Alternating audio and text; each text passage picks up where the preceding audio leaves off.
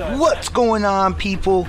It's the Xbot 448, and today, with all the talk about this most popular word called sparse, I figure I take a look at the future of these consoles, and see where people might want to go to for games. All right. First of all, you have Andrew House over at Sony Camp, basically telling his investors that the 2015 year is sparse when it comes to AAA exclusive titles.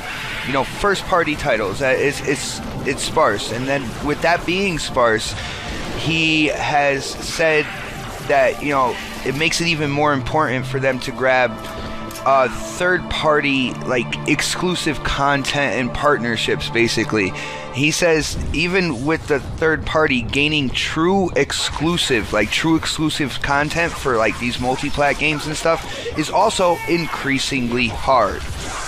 All right, now with that being said, a lot of people have tried to spin this and say that they're just basically they're messing with people, and that they're gonna have a crazy E3 lineup and stuff like that. But you got to remember, he's telling his investors this. You better not lie to your investors. They put down that money. They want to see something come back. So I don't think it's a ploy, kind of way of playing shy until E3 comes, and for reasons from the past with Sony, I don't really take stuff that they say at E3 as concrete until it actually comes out. But that's for another topic. But going ahead into 2015, I know Microsoft hasn't had any AAA exclusive games coming off from the start of the year. But they are touting for big things going from this holiday season into 2016 and all the way through. I mean, if you look at it, there's Fable Legends, which is free to play. You have Halo 5 and Forza 6. Not only that, you have whatever exclusive deal that they have with Tomb Raider, Rise of Tomb Raider. You look down the road, there's Scalebound, there's Gears of War, there's rumors of Gears of War 1 remastered coming out this year. There's Gears of War 4 slated for next year. Scalebound, Crackdown, IPs from Rare. Rare is working on a new IP, which we're going to hear more about at E3. And then a lot of Uncharted got pushed from 2015 to 2016. There's speculation about Persona 5 coming out before March 31st of 2016. But what else other than that? With PlayStation, you have Until Dawn. I know The Order, Bloodborne, and MLB already came out. Now, The Order, it's been highly criticized for being basically an interactive movie. Bloodborne is probably the best exclusive that PS4 has. And MLB is supposed to come out at that time. Just like, NBA 2K comes out in October because of the actual sport, the actual Major League Baseball. That is the time for an MLB game. All right. Other than that, I mean, what do you guys see for the future? I'm actually very happy with the X1, especially going into Windows 10 and DX12 because of the ease of porting over games on the PC to the X1 and vice versa. It looks to be a huge year for Microsoft, and I'm not really sure what Sony's doing.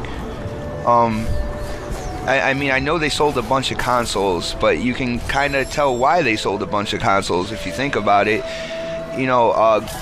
Groups of people will run on hype, even if that hype doesn't turn out to be 100% accurate. And it seems that's what has been going on so far. But with talking about Sony, I know there is a rumor to an Uncharted remastered trilogy, which would be a good buy, for people with a PS4, just like the Master Chief was, on the X1 side. Not only that, you got a new God of War coming out at some point in time, which I definitely want to see what they're doing with that, and I definitely want to see that at E3. But, you know, other than that, when you look at both of them side by side, it looks like the future is really bright for X1 in terms of games. I know Sony has Project Morpheus, but you're going to have to buy another peripheral that could cost hundreds of dollars just to play those types of games. But all in all, like I gotta say, I'm happy with my system. I'm happy with the games that came out. The future is looking really good for me as an X1 owner, and I don't know what all this like defense force is coming through with when it comes to Sony, because like I said, this guy wasn't talking to the general public when he was talking about the 2015 lineup. Now I could see if he came out and talked to the general public, then I could see that as being, you know, maybe a ploy, kind of like, you know, playing shy until E3 and then coming out with some craziness. But as usual, I want to know what you guys think about this. I know it's been a hot topic. It's kind of died down a little bit, but over the weekend, I try to spend time with my family and stuff like that. I don't usually do videos over the weekend, but definitely let me know what you guys think. Are you excited for the X1 lineup? Are you excited for PS4? Which one do you think, in terms of games, has a brighter future right now?